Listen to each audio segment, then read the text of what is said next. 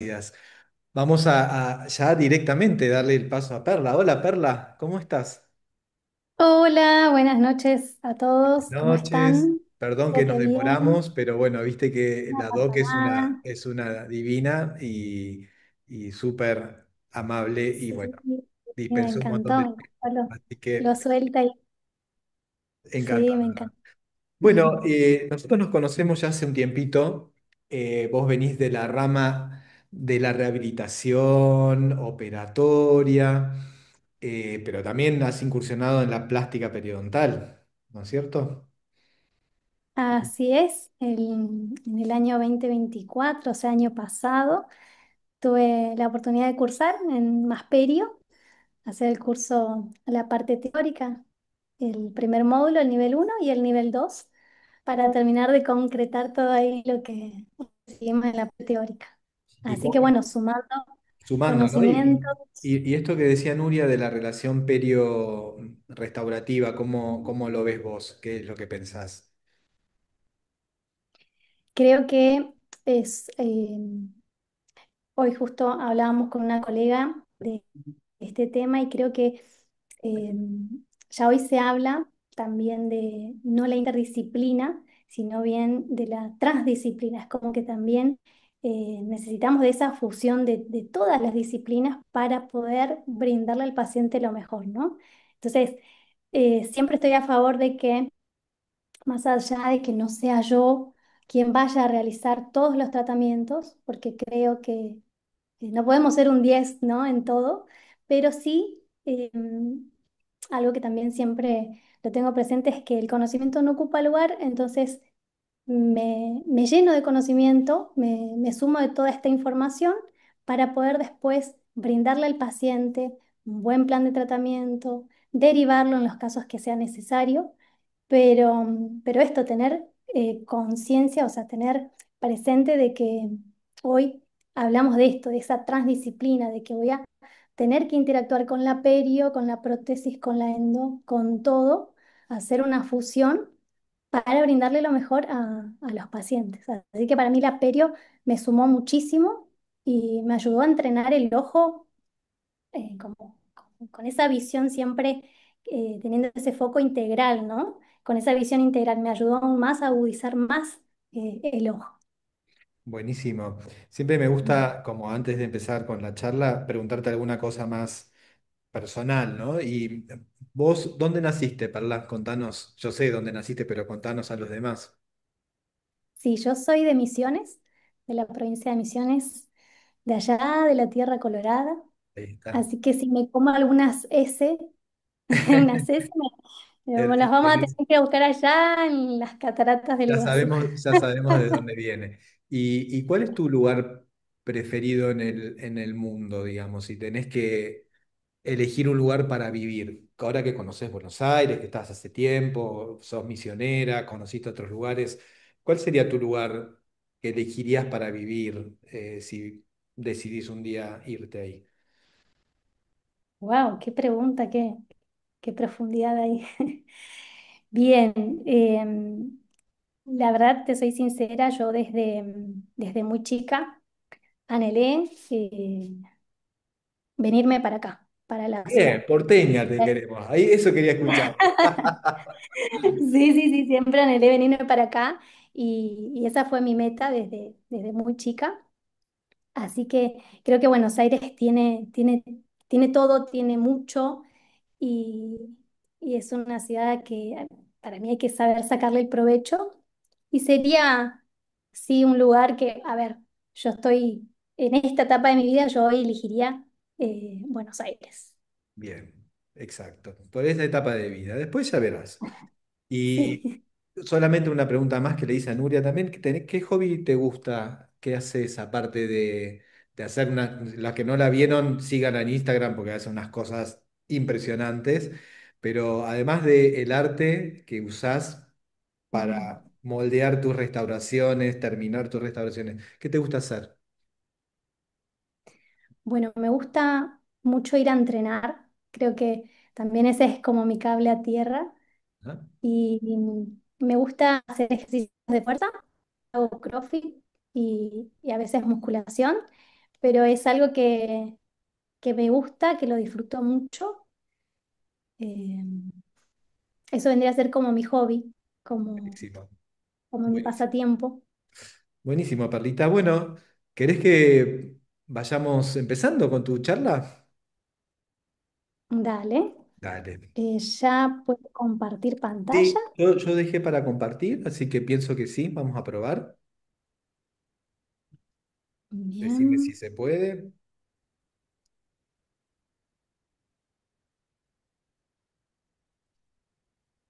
Perfecto.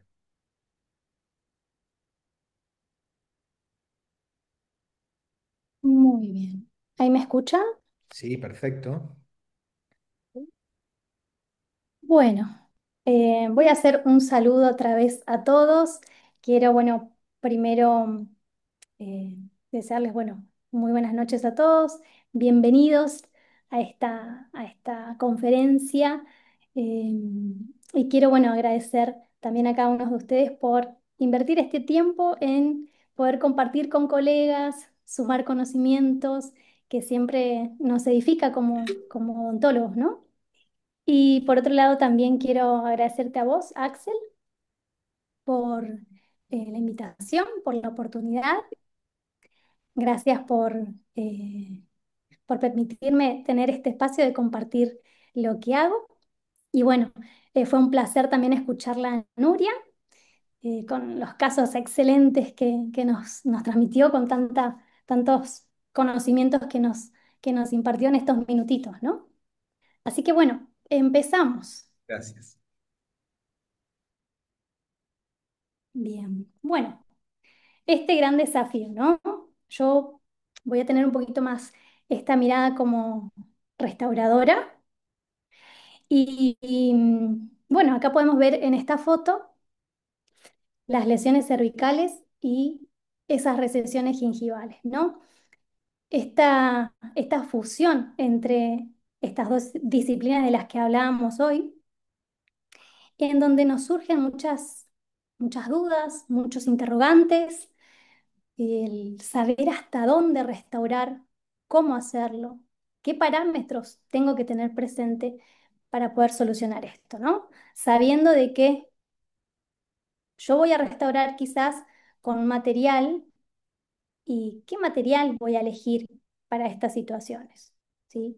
Pero también pensar en qué tipo de paciente es el que presenta estas diferentes patologías.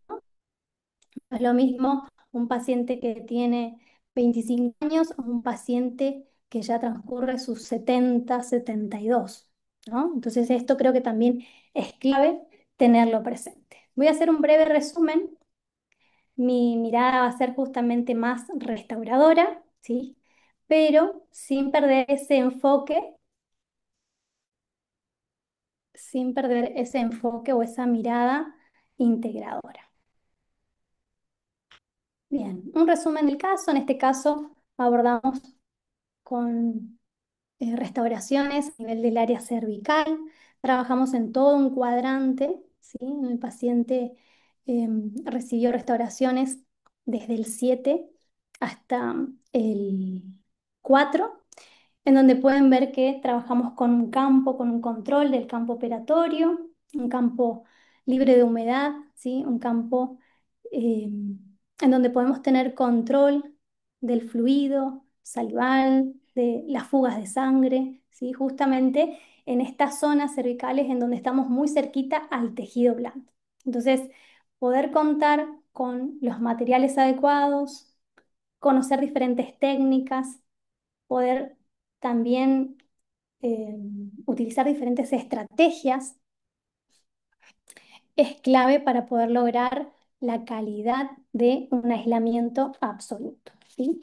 Y creo que es clave también contar con este tipo de aislamiento, un aislamiento absoluto, en estos casos en donde vamos a utilizar materiales que para adherirme, ¿sí? Necesito estar libre de humedad. Entonces, en este caso utilizamos una estrategia en donde colocamos un clan maestro, no sé si en la foto se llega a ver, pero el clan maestro va a nivel del 7, ¿sí? Y mis clamps accesorios a nivel de la pieza a tratar.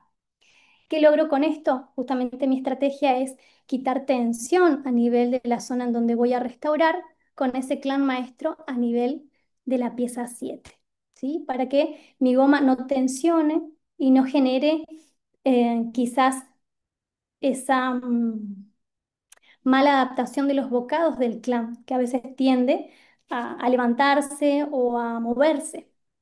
Entonces, cuanto menos tensión a nivel del clams, mejor, ¿sí? Y mi estrategia entonces ahí será aislar todo el cuadrante, extenderme en sentido distal y en sentido mesial. Voy a ir con el 7 con un clan maestro y voy a aislar hasta el 3, ¿sí? Estos en los casos en los que presente estas piezas, ¿no? No siempre tenemos esas condiciones, entonces ahí tendríamos que evaluar otro tipo de estrategias. Bueno, voy adelantando un poquito. Esto es como un breve resumen para ir entrando en tema. Acá podemos ver también cómo utilizamos una estrategia. Veíamos en la foto anterior cómo esa papila nos estaba saludando, ¿no? Es como que siempre, muchas veces el tejido, yo siempre digo, al que no se le escapó una papila es porque no aisló lo suficiente. Pero hay maneras de poder solucionarlos, hay diferentes estrategias.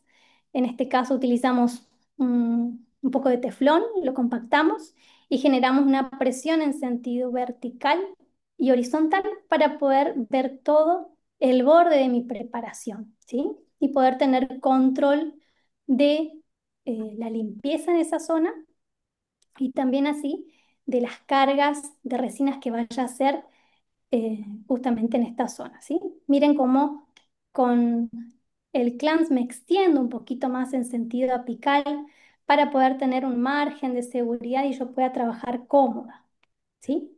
Ese teflón lo empaquetaste entre la goma, entre los dos clamps, digamos. Fuiste empaquetando el teflón en ese sitio.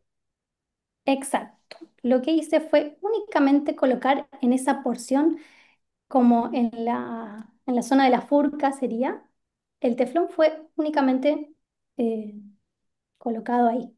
No hizo toda la vuelta alrededor de la pieza porque la única zona en donde necesitábamos retraer el tejido era en ese sector. Ahora, Entonces, ¿te molesta la que goma, te pregunte algunas cosas en no, no, esto? me encanta, sí. ¿Qué utilizás para el empaquetamiento del teflón en esos lugares? ¿Qué te gusta usar? Voy con dos instrumentos. Voy con una sonda, ¿sí? La sonda hoy es, ya la triada no alcanza, ya ahora son cuatro piezas las que están ahí en la platina. Así que voy con una sonda y con una espátula de helado, una espátula de composite. Es lo que más utilizo. Podría llegar a sumar algún colocador de hilo, pero con una sonda voy haciendo movimientos de entrada de un instrumento y retiro, ¿sí? ¿Cuál es la Ingresa un dificultad? instrumento. Porque el teflón tiene su dificultad para el manejo, ¿no? Como que vas de un Exacto, lado, sale del otro. Entonces, por eso los dos instrumentos a la vez. Usas uno, empujas, exacto. lo vas Más utilizando. cuando entra en contacto con el fluido, se desliza y algo fundamental es no colocar el teflón, digamos, con mucho ajuste, ¿sí? Sino más bien un teflón holgado y que yo con las espátula y la sonda lo vaya empaquetando y que se acomode a la cavidad que quiero. Gracias, Perla. ¿Sí? Que no entre ajustado. Muchas veces solemos torcer el teflón y querer empaquetarlo como un cordón y esto es imposible porque ya él está rígido, más si llega a humedecerse y hay sangre, ya se vuelve todo más engorroso y a veces desistimos, ¿no? Pero sí, esa sería la estrategia en este caso puntual. Bien, entonces ya vamos a entrar en detalle en qué tipo de lesión es esta la que vemos en la pantalla, pero esto es un resumen, ¿sí? De cómo eh, realizamos el abordaje de este cuadrante. Como pueden ver, acá también les dejo esta data. Este es un artículo muy, muy completo, ¿sí? Que nos habla de esa sinergia. Hoy Nuria también hablaba de que ella se ponía sus lupas, ¿no? Entonces, esto es clave nosotros que vamos a hacer odontología restauradora, adhesiva, en donde estamos controlando márgenes menores a 200 micras, en donde el ojo hacia el desnudo no llega, es clave poder sumar la magnificación, ¿sí? En estos casos en donde yo tengo que identificar la línea amelocementaria, en donde es algo eh, tan fino y que a veces está borrada, entonces ahí es cuanto más se hace clave el uso de la magnificación, ¿sí? Entonces, este artículo es un artículo que salió en una revista en el año 2017 con estos dos autores, en donde aparte de hablar de los beneficios del aislamiento, nos da también varias pautas o varios tips clínicos de cómo lograrlo, de qué tener en cuenta. Es un artículo bastante completo, así que después, si quieren, les puedo compartir. Bien, y en este caso, después ya de ir avanzando por las piezas, fuimos restaurando. Trato en lo posible de ir restaurando desde lo más distal hacia lo anterior, porque llega un momento en el que el paciente quizás se encuentra un poquito ya cansado. La apertura bucal también no es la misma los primeros minutos, y a medida que vamos avanzando ya el paciente comienza a cansarse. ¿Sí? Entonces, siempre que podamos ir resolviendo desde distal a mesial, ¿sí? De lo más posterior a lo más anterior.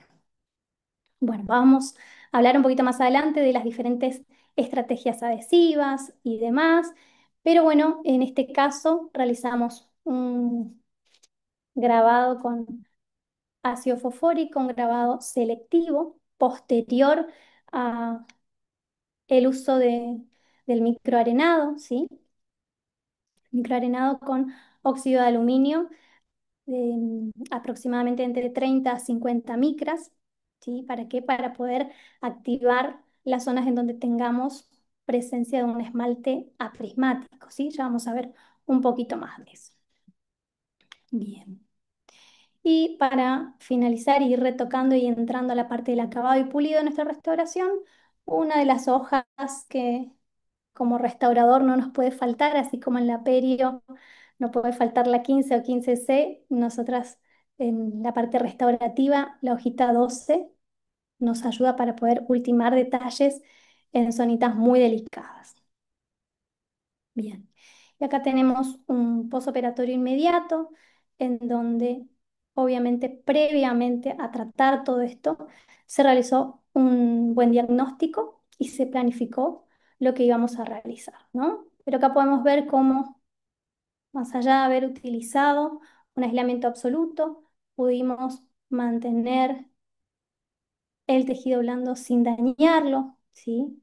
Sin pellizcar. Muchas veces los clamps B4, si no están bien colocados, terminan lesionando al tejido blando. Entonces esto es fundamental para poder también cuidar ese tejido de sostén, ¿no? Y que el postoperatorio del paciente sea mucho más agradable, ¿no? Bien, entonces como dijimos, posterior a nuestro diagnóstico, ¿sí? Después de haber recopilado toda esta información, después de haber tenido todo esto en nuestras manos, nosotros en el consultorio siempre tenemos estos protocolos como cuando viene un paciente de primera vez, es recopilar toda la información necesaria, ¿sí? Y yo sumo a esa recopilación de información, le sumo la escucha activa, ¿sí? La escucha activa muchas veces cuando el paciente ingresa a nuestro consultorio, yo lo veo como que está en una situación un poco más vulnerable, ¿no? Porque llega el paciente, se sienta en el sillón y está listo, abre la boca y muchas veces lo veo como que está en una situación más vulnerable. Entonces, es bueno poder escucharlo, saber qué es aquello que viene a buscar, qué es lo que primero necesita ese paciente. Con esa escucha activa nos podemos llevar muchísima otra información que quizás una fotografía, una tomografía, diferentes radiografías no nos llegan a aportar, ¿no? Entonces, creo que la escucha activa es fundamental para poder después llegar a nuestro diagnóstico y con tiempo realizar nuestro plan de tratamiento. ¿sí? Nuestro plan de tratamiento creo que es realmente tenemos que dedicarle tiempo en planificar, que no sea algo que lo vayamos a hacer en el mismo día en que veamos al paciente. Esto es como sugerencia, porque muchas veces en el trajín de lo que es el consultorio, la rutina, a veces vemos al paciente de primera vez y el paciente también carga con esa ansiedad de saber, ¿no? De tener esa información. Entonces, está bueno siempre poder apartar un tiempo para planificar eso que vayamos a hacer en los pacientes. Entonces, así como vimos ese primer caso, previo a tratarlo, se planificó, ¿sí?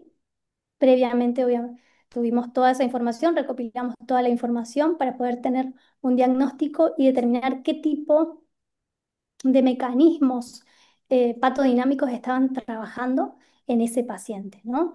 ¿Qué lesiones, qué tipo de lesiones presentaba? ¿Por qué? ¿Cuáles son las causas?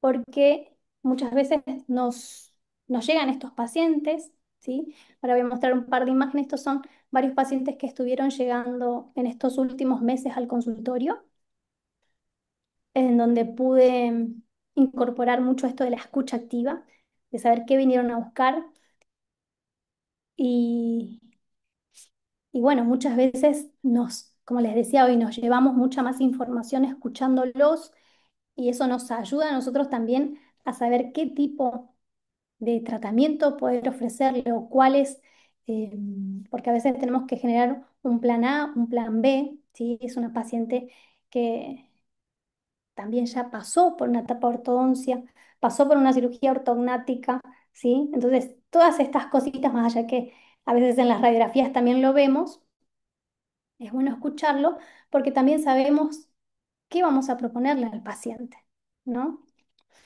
Bien. Entonces nos encontramos con estas situaciones en donde en la gran mayoría de los casos los pacientes vienen buscando estética, ¿sí? Esto nos pasa a todos los pacientes en el consultorio vienen buscando en la gran mayoría estética, ¿no? Nadie casi viene a decirte que quiere cambiarse una amalgama posterior o algo, es más como que siempre vienen buscando estética, ¿no? Y es lo que estamos viendo en la gran mayoría de los casos, pacientes que son bastante meticulosos en la higiene, en la estética y demás, pero que muchas veces tenemos que estar atentos para poder reeducarlos, ¿no? Poder guiarlos en cómo realizar esa higiene para prevenir estas lesiones, ¿no? Y miren, voy a seguir pasando a algunas imágenes, ¿sí? La gran mayoría de estas fotos que les compartí son pacientes muy jóvenes, ¿sí? Pacientes también meticulosos, hacían la limpieza, pero entender que no solo parte desde ese factor de, de evaluar un todo, ¿sí? De evaluar de por qué se pueden presentar este tipo de lesiones, que cada vez son más, ¿sí? Miren otro caso, ¿sí? Estos son pacientes que fueron llegando estos últimos meses al consultorio y pacientes jóvenes. Esta paciente tiene 34 años y miren la cantidad de tratamiento que ya recibió, ¿no? Entonces creo que es fundamental apartar ese tiempo para poder planificar y pensando también qué nos gustaría a nosotros recibir en algún momento, porque nosotros también somos humanos, ¿no? Y en algún momento tendríamos que también recibir tratamientos. Entonces pensarlo y ponernos ahí del otro lado y pensar qué nos gustaría a nosotros recibir si tuviéramos que tratar, ¿no? Bien. ¿Y por qué les muestro todos estos casos? Este es un artículo en donde nos habla de la prevalencia de las recesiones gingivales, ¿sí? Miren la cantidad en porcentaje. Voy a sacar acá una flechita, ¿sí? Miren los datos de la cantidad de porcentaje de un 70,7, ¿sí? Y dos segunditos. Ahí va,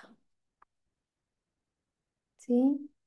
70,7 a nivel de la zona estética, esto que viene a buscar el paciente. Miren el porcentaje, ¿no? Y miren la prevalencia en general, en un 91,6%. Esto quiere decir que en 10 personas, 9 presentan recesiones gingivales. Entonces es algo que tenemos que estar eh, teniendo en cuenta esta gran problemática y nosotros tenemos que estar capacitados también, entrenar el ojo para poder verlas y más allá, como decía hoy, de que no seamos nosotros los que vayamos a intervenir en el tratamiento, saber derivarlas o poder eh, compartir al paciente esta información, transmitirla y poder eh, informarle que en algún momento tiene que tratarla, ¿no? Miren el porcentaje, hoy hablamos de este tipo de clasificación, ¿sí? De las Recision TAPS, eh, la clasificación teniendo en cuenta eh, la pérdida o no de la inserción interproximal. Bien,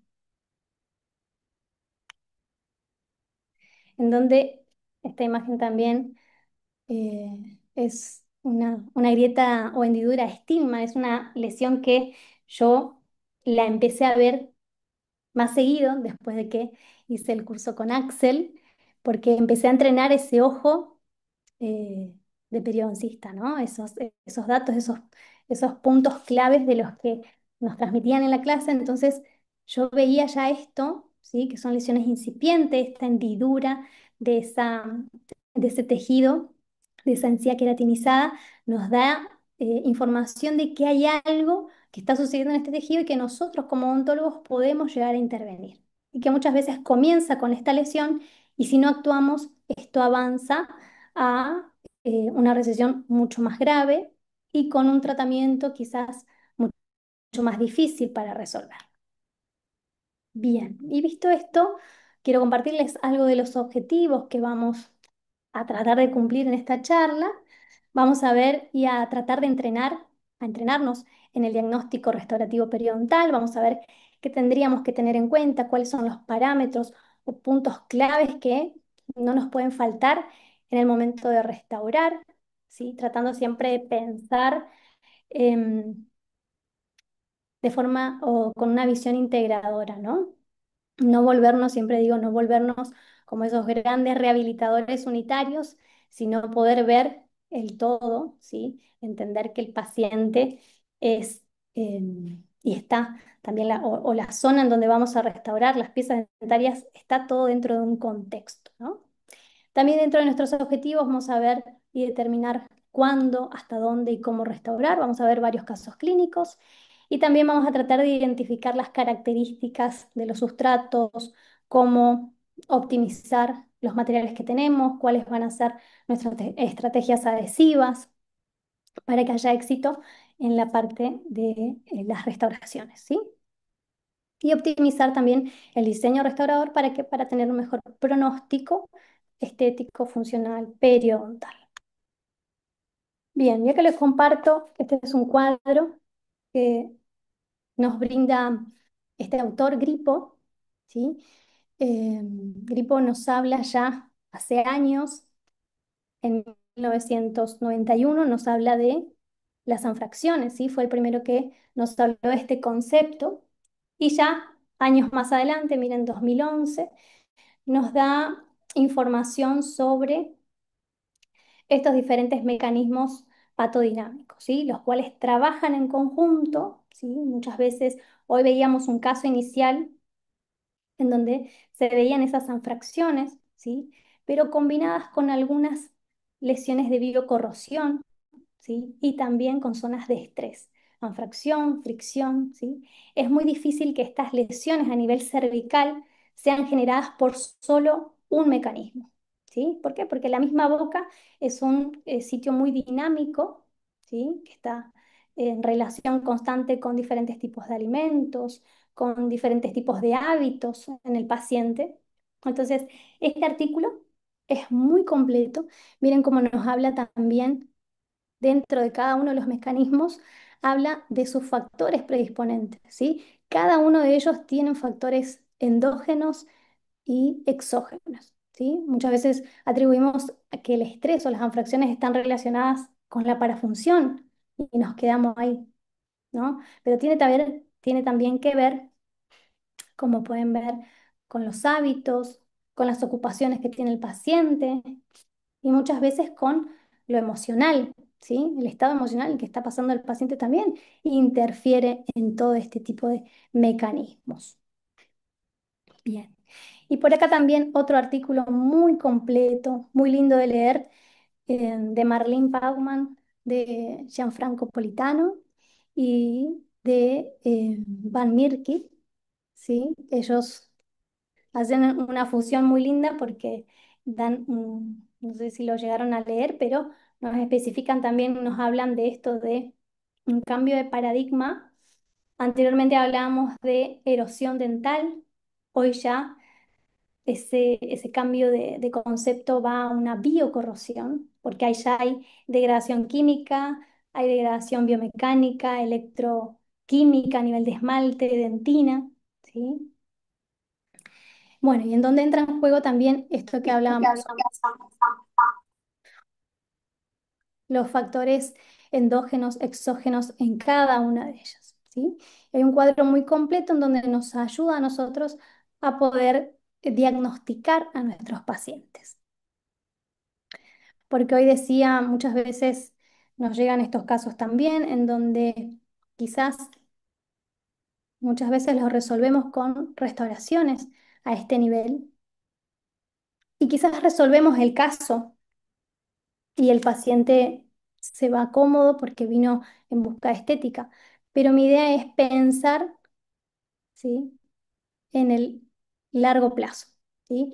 No es lo mismo si yo realizo estas restauraciones en una paciente que tiene 25 años y yo sé que la prevalencia, la, mm, la tasa de éxito de las resinas, si bien es alta, sabemos que entre 5 o 10 años, ¿sí? Pero yo, si veo a una paciente en estas condiciones y realizo estas restauraciones, yo sé que en aproximadamente a sus 35 años las voy a tener que rehacer. Entonces, comienzo ya ahí mi ciclo restaurativo, ¿sí? Y sabemos que en cada ciclo restaurativo estamos inevitablemente tocando dentina, diente, ¿sí? Y pensar que otra vez a los 10 años, a los 45, tendría que recibir el recambio quizás de alguna de esas restauraciones, ¿no? Entonces, no centrarnos en tratar de resolver la situación pensando en solucionar y viendo a corto plazo, ¿sí? Buscando una solución más bien a largo plazo y teniendo en cuenta todo el contexto de la boca, no solo mirar ese tejido blanco, ¿no? Sino irnos un poquito más allá de todo lo que es ese tejido de inserción, ese tejido blando, hueso y demás, nuestro tejido de sostén. Bien, entonces cuando tenemos estos casos se nos llenan de la cabeza de dudas, de preguntas, de cómo iniciar, de qué tengo que tener presente, cómo lo resolvería, ¿sí? Entonces, ¿cuánto puedo llegar a cubrir si voy a la parte periodontal? ¿Cuánto puedo llegar a cubrir de raíz en estos casos? ¿Qué tengo que tener en cuenta? ¿Sí? Entonces, este es un artículo muy completo también en donde Sukeli y sus colaboradores nos hacen y nos brindan herramientas como para poder tener una predicción eh, y poder anticipar al paciente el pronóstico de los tratamientos que le vamos a proponer, ¿sí? Acá en estos casos vemos que el paciente tiene una recesión, ¿sí? En donde también se va a intervenir periodontalmente, pero hay que evaluar cómo se encuentra su límite amelocementario, ¿sí? Para poder hoy evaluar cuánto voy a recubrir de esa raíz expuesta, tengo que tener primero determinado y, y marcada, tengo que poder identificar tengo que tratar de identificar el límite amelocementario. Y hoy a ver, hago otra vez hincapié en esto, en poder contar con magnificación para poder ver esto que nos va a dar un parámetro puntual para saber hasta dónde tendría que restaurar si es necesario y hasta dónde podría llegar a cubrir con tejido blando. Bien, entonces la identificación de ese límite melocementario, ¿sí? Es clave para poder compartir al paciente y darle un pronóstico de los tratamientos que le propusimos al principio, ¿sí? Muchos de estos pacientes, muchas de estas fotos que les compartí hoy son pacientes que me preguntan, bueno, pero esto ¿cómo lo puedo resolver? ¿Hasta dónde puedo? ¿Tengo que volver a hacerme las restauraciones? ¿Sí? Entonces, poder explicarle al paciente, calmar un poquito su ansiedad, ¿no? Poder darle un poquito de anticipo del pronóstico de hasta dónde podríamos llegar a resolver devolviendo tejido blando y hasta dónde deberíamos intervenir restaurando, ya sea con una restauración en resina o algún otro tipo de restauración. Entonces, la identificación de este límite es un parámetro clave para poder tener predictibilidad en lo que vamos a hacer. Y miren cómo este artículo, ¿sí? Nos da info de cuánto es lo que se encuentra esta línea borrada o no detectable, en un 70%, ¿sí? Es un montón, es muchísimo y es un parámetro clave para nosotros poder determinar si es que realmente tuvimos éxito, por ejemplo, al momento de realizar una cirugía periodontal y nos ayuda también a determinar hasta dónde tendríamos que restaurar, ¿sí? Bien, y miren, en otros porcentajes, casi 40% de las piezas presentaban escalones o discrepancias a nivel cervical.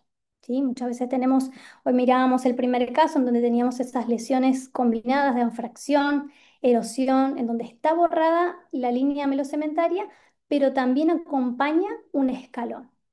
¿Sí? Muchas de las fotos anteriores que vimos iban acompañadas de esto, ¿no? Entonces, ¿qué hacer en esos casos? ¿Cuándo restaurar? ¿Restaurarlo antes? ¿Hacer la cirugía? ¿Hacerlo después?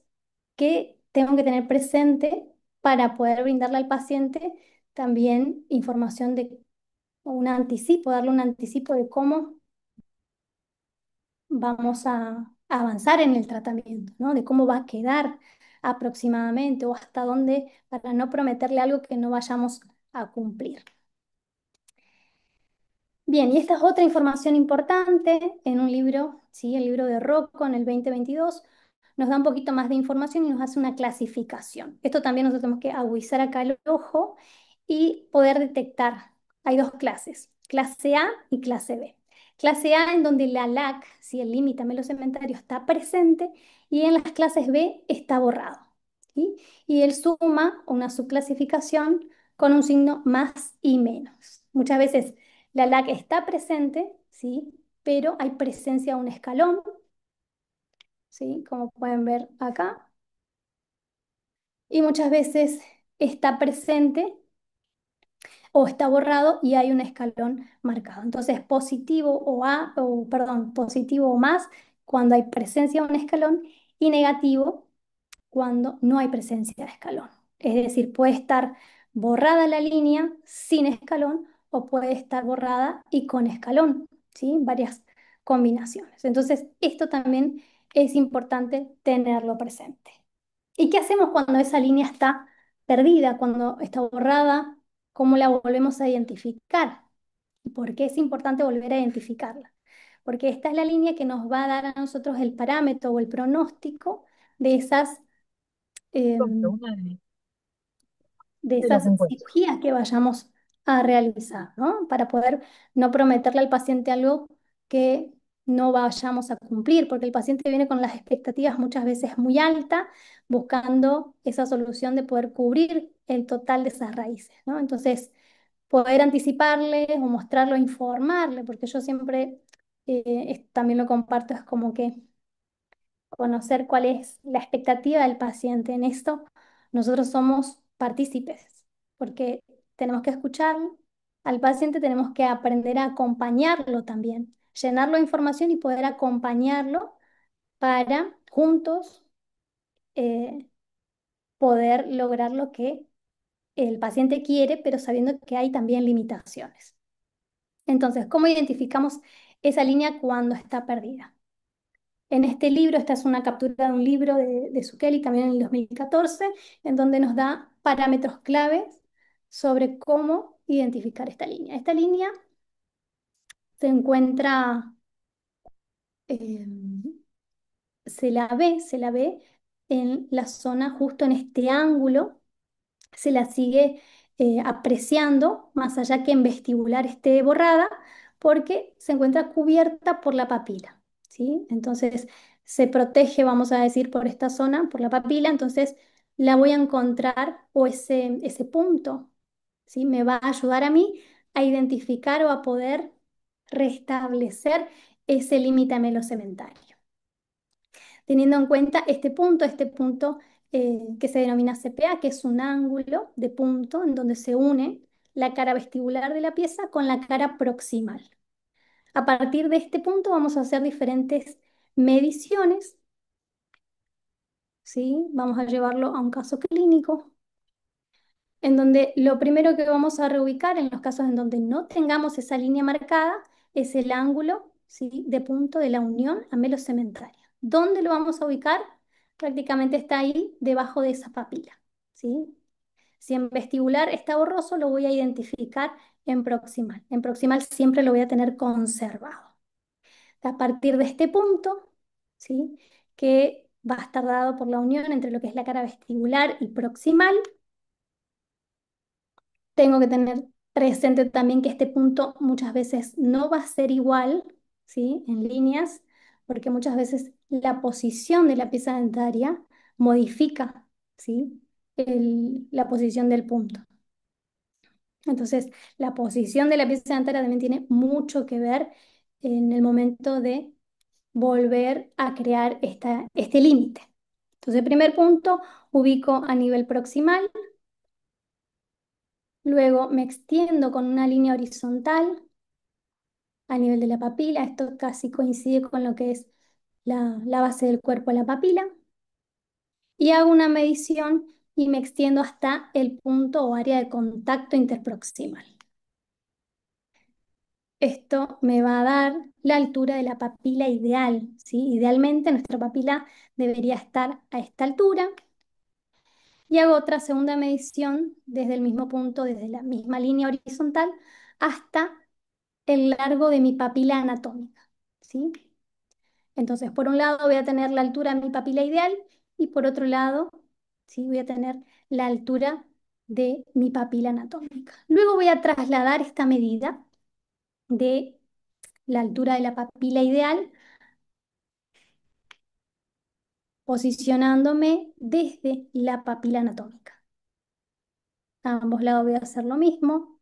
Luego me voy a extender con una línea horizontal y voy a unir estos puntos. Estos puntos los voy a unir teniendo en cuenta información del resto de la boca, ¿sí? Teniendo en cuenta a ver qué tipo de festoneado presenta el paciente, si es más plano o tiene un festoneado más marcado. Voy a unir estos dos puntos, ¿sí? Vieron que ahora me fui un poquito más apical, justamente porque el paciente tiene algo mínimo de pérdida, o sea, la papila eh, anatómica es más corta que la ideal, obviamente. Entonces, yo con estas medidas voy a tener un parámetro de cuánto voy a poder llegar a recubrir con mi cirugía periodontal y en los casos en los que tenga algún escalón, por ejemplo, una erosión o una anfracción, voy a tener que restaurarla desde la línea roja para abajo, ¿sí? Para poder al paciente devolverle estética, que es muchas veces lo que ellos vienen a buscar. Bien, y ahí es como determino la edad y tengo ya un pronóstico de cuánto llegaría a recubrir con el tejido blando y en los casos en que desde esa línea para abajo presenta algún tipo de anfracción, erosión, o alguna de estas lesiones cervicales de las que hablábamos, saber hasta dónde recubrirla. ¿Y en qué momento lo hacemos? Justamente necesitamos ver y evaluar si la línea melocementaria se encuentra borrada. Primeramente tengo que devolver esta línea. ¿sí? Tengo que darle esta guía justamente. Ahí trabajamos de manera transdisciplinaria, en donde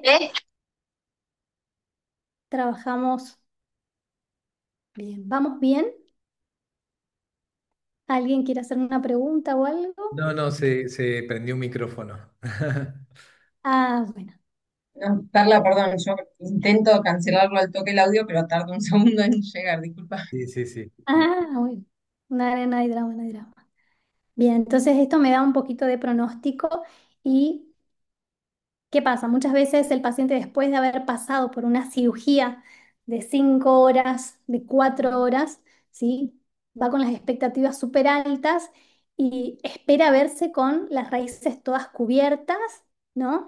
Y sabemos que a veces tenemos limitaciones, ¿sí? Entonces, poder bajar un poquito ahí al paciente y avisar todo esto antes, calma un poquito esa ansiedad y no pareciera tampoco que fue una cirugía frustrada, ¿no?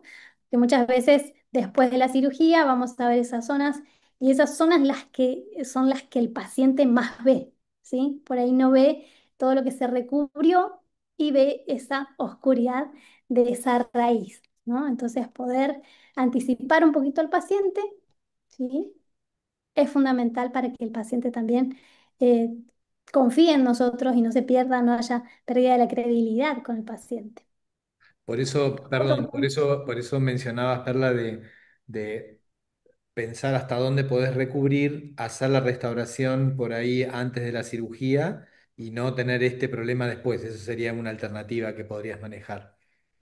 Exactamente, sí, exactamente. Poder primero en esos casos donde yo sé que voy a recubrir, bueno, hasta esta altura ya estoy teniendo el pronóstico de que va a haber una zona en donde no va a quedar recubierto. Entonces voy a devolver el LAC, a devolver la parte blanca donde faltaría para que después la ciruperio termine de cerrar. ¿Sí? Idealmente sería así, tal cual Axel, como lo decís, primero hacer la parte restaurativa para que después em, se complete con la periodontal. Perfecto. Gracias. Nada. Bien, entonces este también es otro artículo, algo importante que tenemos que tener presente, la ubicación, la posición de las piezas dentarias. Esto influye en el resultado del recubrimiento de esa raíz. Anticiparle también y hablarle y comentarle al paciente esto, de que muchas veces también nosotros como odontólogos proponer al paciente eh, la alineación, siempre ir de menos a más, menos invasivo a más, ver si el paciente tiene la posibilidad de realizar una ortodoncia, muchas veces reubicando la pieza en la posición ideal o más favorable, el tejido blando también acompaña y tengo un mejor pronóstico. Bien, y este es otro artículo en donde habla de esto, de cómo influye la ubicación, la posición de las piezas dentarias en el recubrimiento de las raíces expuestas. Bien, vamos un poquito entonces ahora a entrar, después de haber determinado esto, ¿sí? Para poder restaurar, para poder eh, comenzar con la etapa restaurativa, una vez que hicimos toda nuestra planificación y demás, es clave poder identificar estos puntos claves, estos parámetros, como por ejemplo el límite melocementario, ¿sí? Saber que antes de cualquier cirugía es necesario poder restablecer esta línea, muchas veces va a estar borrada, muchas veces va a estar ausente, entonces tengo que yo identificarlos para que también nuestro pronóstico de tratamiento sea mucho mejor. Bien, vamos a ver algunos casos clínicos, ¿sí? Esta es Liliana, una paciente que presentaba también, como vimos, varias lesiones cervicales combinadas. Vemos esa multifactorialidad en todo, hay facetas, hay erosiones, ¿sí? Algo muy clave es cuando hay dudas en que si son facetas o erosiones, es hacer un control de la oclusión en donde yo voy a tener esas cavidades en forma de taza, ¿sí? Y en el centro de esas cavidades no se va a marcar mi papel de articular, ¿sí? Entonces, eso me da el indicio de que acá hay una biocorrosión, ¿sí? Obviamente también combinada con facetas, ¿sí? Con una parafunción y demás, hay dentinas expuestas, hay presencia de restauraciones deficientes, hay caries, ¿sí? Entonces, nuestro protocolo también, siempre trabajar bajo aislamiento absoluto, tener el control del campo operatorio es clave. Bien, en esta situación trabajamos en estas dos piezas, intervenimos también en las caras oclusales, eliminamos las restauraciones deficientes y nos encontramos con este panorama, ¿no? En donde eran cavidades bastante profundas, tenemos zonas en donde ya casi nos transparenta el tejido pulpar, ¿no? Pero siempre que podamos conservar la vitalidad de la pieza, la vamos a conservar. ¿Cómo? Buscando ese sellado periférico, ¿sí? En estos casos justo es una lesión que es combinada, en donde ya hubo una intervención restaurativa, en donde yo voy a tratar de mejorar la situación, pero inevitablemente tengo que tocar algo de dentina y algo de esmalte. Pero quiero conservar la vitalidad de la pieza dental. ¿Cómo lo hago? Hoy sabemos que no me puedo valer únicamente de un criterio visual para la eliminación de las caries. Tengo que utilizar un detector de caries, ¿sí? Que en sí no me va a detectar caries, sino que me va a detectar tejido desmineralizado, que esto no me ayudaría a mí conservarlo, porque yo lo que quiero es que haya un margen de seguridad libre de tejido desmineralizado y si en el centro puedo llegar a dejar algo de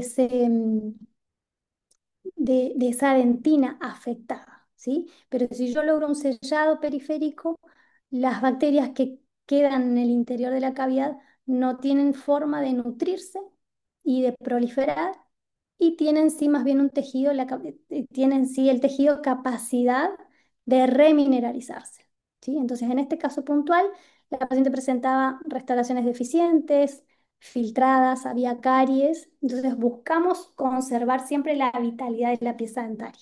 ¿Cómo? Con la ayuda de un detector de caries, ¿sí? Idealmente que sea verde, que no sea muy parecido al tejido pulpar para no darnos esa confusión y ir buscando esto, ¿sí? Una zona de sellado periférico, una zona de seguridad de que en toda la periferia de mi cavidad va a estar libre de ese tejido desmineralizado, ¿sí? ¿Cuánto? Aproximadamente se habla de que ese sellado tiene unos 2 o 3 milímetros, ¿sí? En donde en ese centro podría llegar a quedar algo de esa dentina afectada, que tiene menos, y tiene más capacidad de remineralizarse. Así como en una clase, por ejemplo, en esta cavidad de clase uno voy a buscar esos 2 o 3 milímetros de sellado periférico. Esos 2 o 3 milímetros en estas cavidades de clase uno va a estar dada por el milímetro de 1,5 del esmalte, del LAC de aproximadamente 0,2 y de una dentina superficial de entre 1 a 2 milímetros. Así es como se conforma ese sellado periférico o mi zona de seguridad, ¿sí? En donde yo voy a adherirme y donde quiero que se encuentre lo más limpia. Es decir, yo clínicamente, ¿cómo me doy cuenta de esto? Con la ayuda del detector de caries, ¿sí? Hoy ya no puedo valerme de tener como a criterio del operador decir, bueno, acá está marrón, acá todavía está decolorado, acá hay caries, acá sí, acá no. Es como que hoy necesito la guía, ¿sí? Entonces el detector de caries nos tiene que acompañar siempre en la parte restaurativa. Bueno, y más de lo que les decía hoy, tratar de entender por qué hacemos esto, porque esa dentina externa está muy afectada y no tiene la capacidad de remineralizarse. Entonces, esa es la que tengo que eliminar. En cambio, esa dentina interna es una dentina afectada que no tiene poder de, de tiene, perdón, tiene más capacidad de remineralizarse y de no ayudar a la proliferación de las bacterias. ¿sí? ¿Por qué? Porque se entiende que ese sellado evita la nutrición de las bacterias que podrían llegar a quedar en el interior. Perdón, Perla, de los detectores de caries que vos preferís, por ejemplo, ¿te gusta Ultradent? ¿Hay alguno en particular que te guste más, que lo tengas? Sí, en particular me gusta más el de Ultraden. Es Por el de color, me parece reemplazo que el mejor. verde, por el verde me sonaba que es el de Ultradent, ¿no? Exacto, sí, sí, es el de Ultraden. Está el de Curaray también.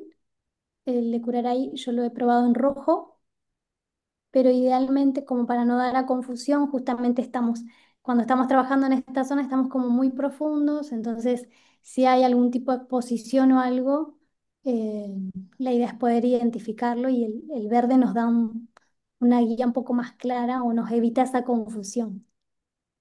Ok. Bien. Bueno, entonces teníamos esta situación.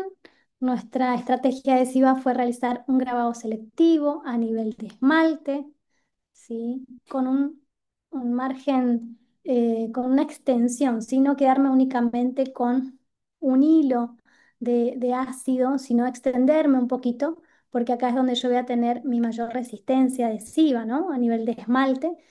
Entonces, también al momento de colocar mis incrementos de resina, para que haya esa, ese degradé en la restauración, voy a buscar justamente grabar un poquito más en extensión.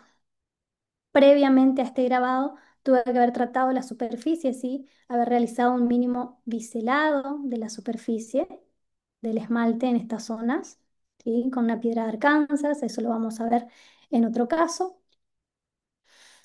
Y obviamente también hoy hablábamos de previo a colocar mi ácido fosfórico, tengo que tener en cuenta que hay zonas de esmaltes que no fueron tocadas. Esas zonas de esmalte que no fueron tocadas por la piedra tienen presencia de un esmalte aprismático y ese esmalte aprismático es ácido resistente. Entonces necesita recibir un tratado, un pretratado, ¿sí? Y lo ideal sería poder contar con un microarenador. Algunos hablan también de pasar una fresa o una piedra, pero bueno, hoy creo que el microarenador también tiene que ser, después de la turbina, el micromotor, debería de estar este microarenador si hacemos odontología restauradora. Entonces hacemos como estrategia adhesiva un grabado selectivo a nivel de esmalte. Utilizamos en este caso un adhesivo autocondicionante de 2 frascos, ¿sí? Con un primer y un adhesivo.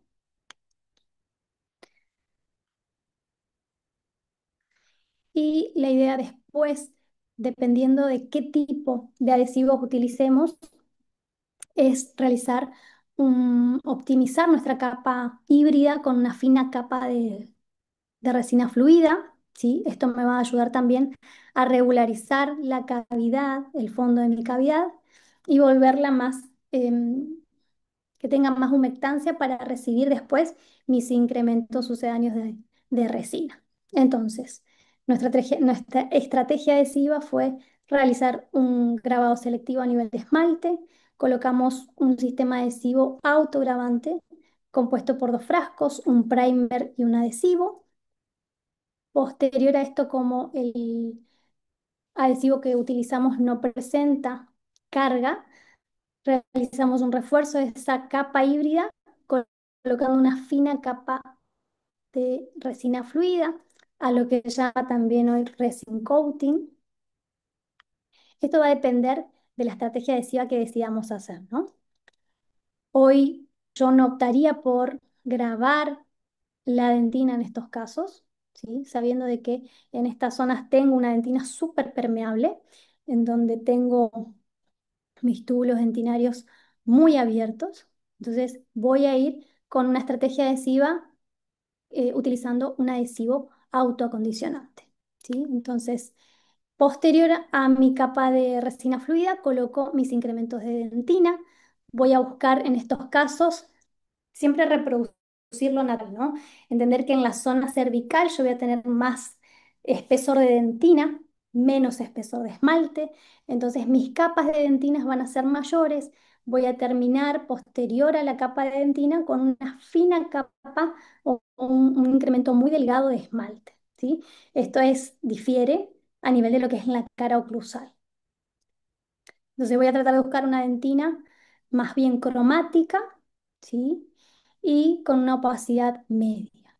¿De qué va a depender? Va a depender muchas veces del caso clínico que tengamos. Muchas veces en estas lesiones cervicales se nos presentan una dentina súper esclerótica o súper oscura. Entonces ahí mi estrategia de restaurativa o mis incrementos de resina van a tener que variar para poder enmascarar ese sustrato desfavorable. Bien, y después coloco mis incrementos de esmalte, idealmente en este sentido, ¿sí? Colocar la bolita de resina desde la zona más cervical y llevarlo para que termine casi en filo de cuchillo a nivel de la zona oclusal. Vamos a elegir dentro de lo que se pueda un esmalte cromático con algo de translucidez, ¿sí? Siempre tratando de reproducir lo natural. Realizamos nuestro acabado, pulido, ¿sí? Teniendo control del margen, poder realizar un acabado correcto en esta zona es algo también ya pensando en ese tejido blando, ¿no? En esa encía que va a estar muy próxima a esta zona. Que si no realizamos un buen acabado y pulido, voy a tener complicaciones, inflamación gingival, cúmulo de placa, y esto va a traer después esas famosas caries secundarias en las zonas en donde ya habíamos restaurado, ¿no? Un acabado y pulido, teniendo en cuenta también el uso de diferentes secuencias. Esta es mi secuencia elegida. Voy con una fresa multifilo o múltiple filo. Sí, esta es una fresa de Comet que tiene la particularidad de que en su punta es atraumática, es decir, me ayuda también a no lesionar tejido blando. Después tengo una goma. Esta goma es de la marca Optimize, perdón, de la marca TDB. Es una goma Optimize, ese es su nombre, que viene en diferentes formatos. Y después hago una secuencia de cepillos, un cepillo impregnado en carburo de silicio, un pelo marrón y un pelo blanco de cabra. Bien, y esto es lo que tengo que tener presente también, lograr un correcto perfil de emergencia. Esto va relacionado con mi tejido blando, pensando siempre en eso, ¿sí? Y esto es a lo que ya lo habíamos planificado. La paciente iba a pasar por una etapa de cirugía periodontal, iban a tratarse esas múltiples recesiones que tiene. Entonces, en ella se determinó devolver primero el LAC, el límite amelocementario, y se va a completar eso que falta o más oscuro que después la paciente lo va a ver con encía, con tejido blanco. Bien, ¿alguna pregunta hasta acá? ¿Cómo vamos? ¿Yo puedo hacer una pregunta? Sí, obvio. Dale, y con respecto el orden, ¿no? Vos tenés preparada la cavidad, limpiaste caries y mencionaste, y bueno, obviamente que muchos utilizamos el microarenado. Tenés una cavidad profunda en dentina. ¿Cómo haces o qué cuidados tenés para que el microarenado no te impacte en la zona más profunda de la cavidad? ¿Y qué zona del esmalte buscarías tocar con el microarenado? ¿O qué es lo que limpias vos con el microarenado más que nada? Claro, lo que buscamos con el microarenado, primero, tener el cuidado de cuando estamos en una cavidad muy profunda, de poder colocar algún teflón. Inevitablemente este teflón quizás no dure mucho tiempo si estamos en una cavidad de clase 5, pero es una opción empaquetar un teflón en la zona de la dentina más profunda y poder poner una matriz metálica para proteger a los dientes vecinos. El teflón en las piezas vecinas no protege a las piezas vecinas, sí una cinta metálica. Y voy a buscar tocar la zona del esmalte en donde yo voy a extenderme con mi resina. ¿Por qué? Porque yo tengo que entender que ese esmalte que no toqué con mi fresa o con mi piedra, ¿sí? Presenta características diferentes o el patrón de grabado que voy a generar en un esmalte prismático o aprismático es diferente. Entonces yo quiero asegurar mi adhesión en esa zona, en mi esmalte, en donde voy a tener mayor fuerza adhesiva, voy a tocar en toda la periferia, ¿sí? En este caso en particular, tocaría justamente, me fui, Ahí. ¿sí? En esta zona donde justo se ve marcada con, en este caso en particular, como también intervenimos en las oclusales, en las caras oclusales, hicimos un microarenado casi todo vestibular. Si tenés una cavidad que no es tan profunda, ¿suma algo el microarenado en la dentina o pensás que no es conveniente hacer el microarenado? Sí, es conveniente. Es conveniente justamente en aquellos casos en donde yo voy a realizar o voy a elegir una estrategia adhesiva, en donde no voy a grabar con ácido fosfórico amidantina, sí necesito acondicionarla. Entonces, ese acondicionamiento que realizo con el microarenado me genera otra vez una calidad de un barrillo dentinario mucho mejor que la de si no lo hubiese realizado. Quiero, última, ¿cuántos segundos microarenás y cómo lavás después para asegurarte una mejor limpieza de la zona? A ver, la literatura habla de que son 10 segundos de microarenado, ¿sí? A una distancia de 2 milímetros, en un ángulo de 45 a 90 grados. Y bueno, a veces, ¿qué pasa? A veces lo hacemos 10 segundos y muchas veces, dependiendo del ángulo que tengamos o demás, si usamos magnificación, vamos a notar cómo la superficie cambia. Entonces, muchas veces no podemos depender solamente del tiempo, ¿sí? Sino más bien de verlo clínicamente si la superficie cambió o tuvo un cambio. Vamos a ver esa característica de esa energía superficial alta, como que está queriendo recibir algo, lo vamos a ver opaco. Eh, Cambia muchísimo el sustrato cuando realizamos el microarenado. Gracias, No Perla. sé si me quedó sueltita alguna pregunta ahí. Carly, están preguntando en relación a qué resina usás en este tipo de lesiones, si usás omnicroma.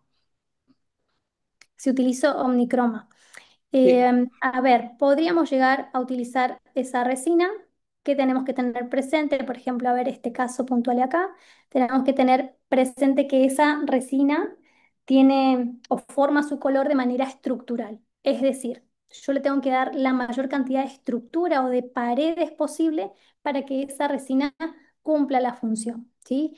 A ver, en incrementos más pequeños, por ejemplo, en la pieza número 4 podría resolverlo con la combinación de justamente esta resina omnicroma. Si están hablando las de Tokuyama, vienen combinadas con una resina llamada Blocker, que es una dentina algo más opaca. La omnicroma es más traslúcida.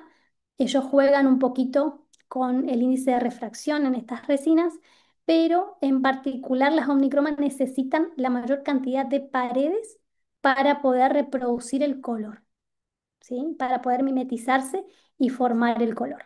Es decir, si yo tengo una situación como esta, ¿sí? Podría llegar a tener buenos resultados si la combino con la blocker, ¿sí? Estas dos resinas suelen venir juntas y trabajan generalmente en conjunto.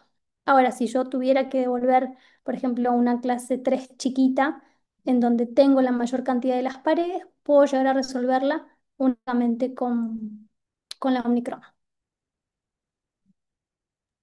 Tengo que ver eso, espesores y mis sustratos y la cantidad de paredes que tenga en el momento de restaurar. Buenísimo, gracias, Carly. Bueno, bien. Bueno, otro Doctora, caso. una pregunta. Sí, Eh, Muchas gracias por tu charla aquí desde Miami, Florida. A ver, contame. en esencia, entendí de que el microarenado se usa en lugar de el el ácido fosfórico. Es lo que recibí. ¿Me entiendes? No, Cuando no la reemplaza. cavidad es demasiado profunda a ese nivel, de clase quinta, obviamente. Eso no es Estamos así. hablando a nivel de dentina, ¿me decís? Correcto. Claro, esto va a depender del tipo de estrategia adhesiva que vos elijas. En aquellos casos en donde vos no vas a realizar o no van a realizar un grabado de la dentina, vos necesitas acondicionarla Ujú. previamente, idealmente hacer un microarenado, tratar de acondicionar a la dentina para después recibir el primer que también tiene tiene un acondicionante o tiene ácidos débiles. De esa manera vamos a tratar a la dentina. En aquellos casos en donde yo voy a realizar un grabado de la dentina, no sería necesario colocar el microarenado o microarenar la superficie de la dentina. Ok. Y en el caso de cuando es demasiado profunda, ¿no eliges poner alguna base, como un hidróxido de calcio o algo así? Y la verdad es que lo mejor que puedo dar a la pieza dentaria cuando tengo esa profundidad en cavidad es la mejor protección indirecta, ¿sí? Siempre que no estemos hablando de una exposición y demás, ¿no? Es realizar una buena técnica adhesiva. Esto es lo que va a proteger a la pieza de la mejor manera y ¿qué pasa? Muchas veces estos protectores indirectos y demás me quitan superficie de adhesión, ¿sí? Es por eso que lo mejor que puedo dar como protección indirecta en las cavidades muy profundas es realizar una técnica adhesiva, una estrategia adhesiva lo más correcta posible. Ok, entendido. Muchas gracias. Ok, muy amable. Saludos, Perdón, No. Axel. perdón, aprovecho a saludar a mi amigo Freddy Guerrero. Gracias, Axel. Encantado. No, igualmente, encantada. Bien. Bueno, no sé, creo que ya nos extendimos un montón. Les voy pasando y compartiendo. En todos los casos tenemos los mismos protocolos. Vean cómo utilizamos nuestra estrategia a nivel del aislamiento absoluto, combinación de clans maestros, clan accesorio, teniendo el control del campo operatorio, realizando estrategia adhesiva, grabado selectivo a nivel de esmalte, acondiciono la dentina. Después de haber restaurado con la misma técnica, colocando siempre la resina desde lo más cervical y extendiéndola con un pincel hacia la zona oclusal. Posterior a esto realizo mi acabado pulido. Hoy hay nuevas resinas con tecnología en donde la misma viruta de esta resina con pequeñas gotas me genera una pasta de pulido, donde no necesito incorporar pastas de pulido y demás. Esto también es dato importante para saberlo. Bien, miren cómo bajo un campo aislado puedo realizar correctamente y viendo hasta dónde está el margen de mi restauración, ¿sí? En donde realizamos esta secuencia, elegimos esta secuencia de pulido. Suelo sumar estas dos gomas, son de la marca J, ¿sí? Tienen esta secuencia donde difieren de granulometría. Esta más oscura es más abrasiva, esta es más suave y me generan un buen acabado pulido, ¿sí? Lisura de estas zonas. Bien, y este es otro caso también. Acá es donde vienen esas preguntas en donde hasta dónde restauro, hasta dónde voy. Yo sé que en esta paciente justamente tenemos este problema de que la paciente venía con mucha sensibilidad en esta zona. Hay gran pérdida de, de, de esa zona de inserción, ¿no? Hay gran exposición de, de la raíz, en donde hay combinación también. Miren cómo esa lesión muchas veces se combinan, no llegan a ser en forma de cuña, sino que en forma de U. Eso me da el indicio de que ya estoy acá frente a lesiones combinadas, que es como por lo general se presenta. Hay erosiones, hay biocorrosión, ¿sí? Y hay anfracción también. Miren la posición de las piezas dentarias. Entonces, siempre pensando en esto, en tratar de buscar, ¿sí? el diagnóstico, saber cuál es la causa, no solo pensar en restaurar y solucionar, porque yo sé que esto al poco tiempo puede remitir otra vez, ¿sí? Puede ser que yo tenga otra vez recesión de ese tejido blando y tenga que volver a recubrir esa raíz expuesta. Entonces, mismo protocolo, aislamiento absoluto, retiramos las restauraciones, ¿sí? Esto es de lo que le hablaba hoy, ¿sí? Siempre los bordes filosos, tratar de eliminarlos con una piedra de Arkansas, ¿sí? Para evitar que queden prismas rotos y que en el momento de hacer la fotopolimerización de mis materiales no contraiga y no se genere un gaps a nivel del margen de mi restauración diente, ¿sí? Entonces, previo al ácido fosfórico, un microarenado, ¿sí?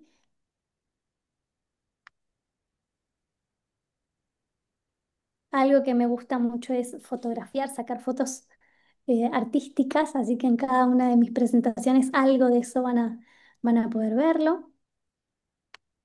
Bien, entonces, en el momento de elegir si voy a hacer una técnica de grabado total o grabado selectivo, tengo que primero, ¿sí? Identificar bajo qué sustratos estoy, bajo qué tipo de dentina estoy. Si estoy en una dentina superficial, si estoy en una dentina más profunda, eso es lo que a mí me va a determinar qué estrategia adhesiva voy a utilizar, ¿sí? Entonces, miren cómo teníamos un campo bastante difícil de aislar, las piezas estaban en mala posición, pero logramos hacerlo desde lo más posterior y ahora avanzar hacia los premolares. Hicimos el biselado de toda el borde de ese esmalte que estaba filoso, ¿sí?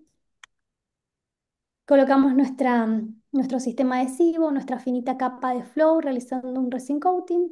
Finalizamos con el acabado pulido, ¿sí? Entonces pasamos de esta situación a esta.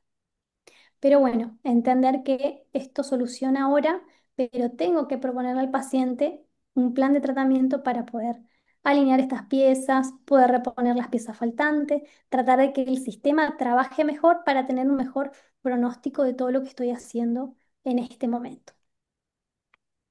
Bien, estas son otras lesiones, estas son lesiones, de- prácticamente lesiones en forma de cuña, ¿sí? Con esos bordes súper filosos. Eso es lo que tenemos que biselar, tratar de usar esta piedra de Arkansas, ¿sí? Esa dentina que está esclerótica la tengo que preacondicionar, ¿sí? La tengo que acondicionar con el microarenado. ¿Por qué? Porque al estar muy obliterado todo va a costar a que penetre todo mi sistema adhesivo. Entonces tengo que acondicionarla, tengo que tocarla, si no lo hago con un microarenado, pasar una piedra en esa zona para eh, poder tener mejores valores de adhesión. Tratando de buscar siempre lo natural, un espesor de dentina mayor a nivel cervical y menor espesor de esmalte, ¿sí? Y ahí vemos cómo pudimos resolver esta situación.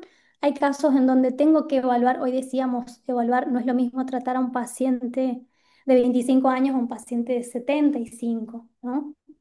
Sé que a veces en un paciente mayor quizás resolviendo estas situaciones y tratando de eliminar los factores predisponentes y demás, o tratando de evacuar o eliminar la causa principal, podemos resolver la situación y quizás en algunos casos evitar una cirugía periodontal, pero no es lo mismo un paciente que tenga 25 años, ¿no?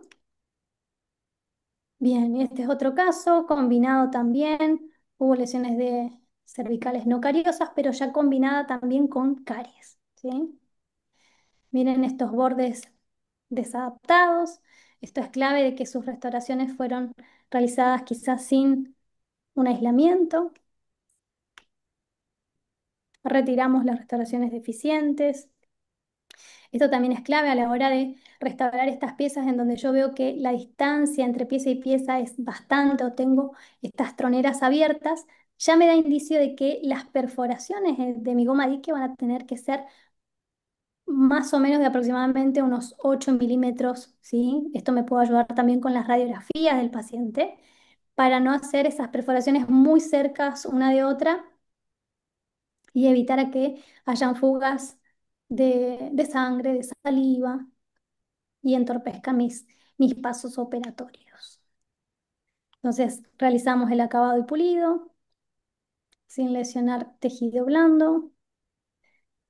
Y este es el último caso en donde era un paciente también que tenía pérdida de varias piezas dentarias, tenía mucha sensibilidad y buscamos primeramente devolver ese límite. Este paciente iba a pasar por diferentes cirugías, estaba pasando también por ortodoncia. Entonces buscamos reponer lo que falta. ¿Qué falta? El límite amelocementario. Esto va a ser una guía, un parámetro clave para nosotros después poder determinar cuánto vamos a cubrir de esa raíz, cuánto no, hasta dónde voy a restaurar con resina a nivel coronal, ¿sí? Determino mi nuevo límite amelocementario, ¿sí? Y en este caso puntual, ¿sí? Como el paciente tenía toda esta exposición, sellamos toda la dentina, pero dejamos marcado ese límite para que en el momento de la cirugía el paciente, perdón, el operador que iba a, a realizar la cirugía tenga un límite marcado hasta dónde llegar. Esa resina que fue cubierta, que fue colocada para cubrir la raíz, en el momento de la cirugía se va a eliminar. Ahí se llega a ver. Bien. Bueno, y quiero terminar con esto.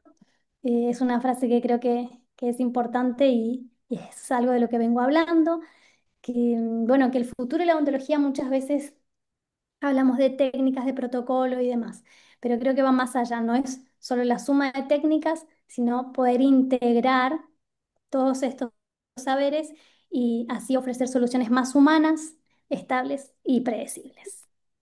Bueno, no sé si quedaron algunas preguntas, no sé si Muchas están gracias, hermosa del otro lado conferencia. por acá. Ahora vamos a ir Estamos. mirando.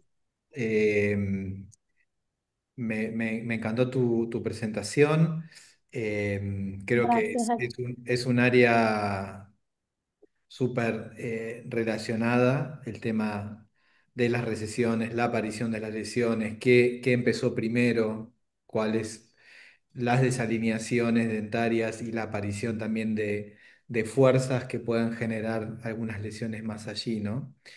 Y, y bueno, a ver si del auditorio quieren hacer alguna pregunta. Se me ocurre decir también y comentar que hay todo un área que es muy interesante y que tiene que ver con la restauración, pero también con las preparaciones dentarias, como tipo la BOPT o la técnica BOP, donde en algunas situaciones que lo vengo también realizando y experimentando, em, se puede preparar a la encía un poco mejor entre la restauración y la preparación radicular para que luego el día de la cirugía, si es que hay que hacer una cirugía, por supuesto, los tejidos estén mejor, ¿no? Así que hay un montón para trabajar en relación a esto y seguir, digamos, como pusiste, ¿no? No solamente sumando una técnica, sino como empezando a sumar saberes y cuestiones predecibles. Así que bueno, te agradezco muchísimo. Creo que todos disfrutamos mucho de la charla y de ver esos finales de las lesiones cervicales que son tan complicadas.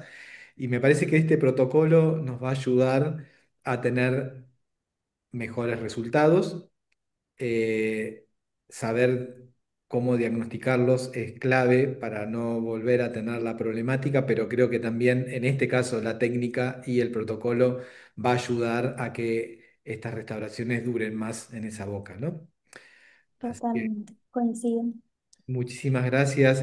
Esto solamente es una pincelada de Perla, tiene un montón de cosas más para mostrar, así que los invito a que tomen cursos Perla porque es súper linda toda su práctica y todo lo que realiza. Así que bueno, muchísimas gracias. Muchas Muchísimas gracias a gracias. todos y todas las que están del otro lado esperando hasta este momento. Nos pasamos un poquito del tiempo, Pasamos un pero poquito. un Quiero poquito, pero dejarles nada estuvo. más una frase final Sí, cómo que es no. algo que siempre suelo compartir. En en esta era en donde a veces está en auge todo esto de la competitividad y demás, ¿no? Entonces, dejar esta frase, que la competitividad más sana es competir conmigo mismo, mirar mi interior y ver en qué puedo superarme, en qué puedo ser mejor. Entonces, es esto, Perla versus Perla, Juan versus Juan, y esa es nuestra competitividad más sana. Bueno, Perli, buenísimo. Un montón de comentarios buenísimos y sí, ahí hay unas preguntas. Vamos a subir próximamente a Masperio, a la página o al Instagram de Masperio, el link para que puedan rever la charla. Y, y bueno, ahí estamos, seguimos.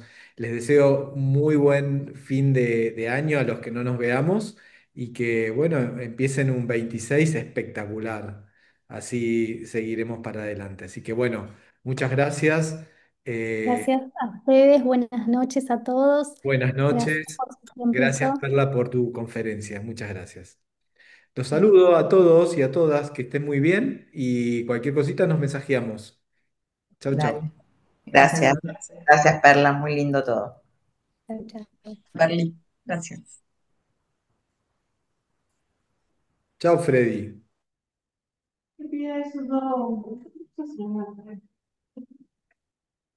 Emiliano. Chau, Emiliano.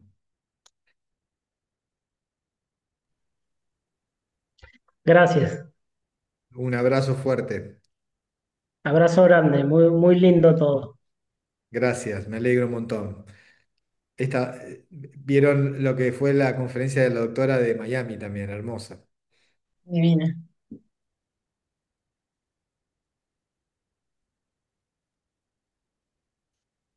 Buenísimo. Bueno, los despido. Adiós, nos vemos. Todo. Chau, Freddy. Saludos por allá a todos. Chau, Coque. Chau, Silvia.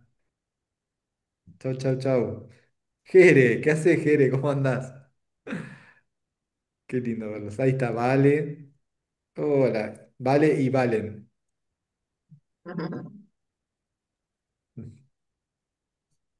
Chau, chis. Bueno, corto. Adiós. Axel, hablamos. Beso. Nos vemos. Chau, chau.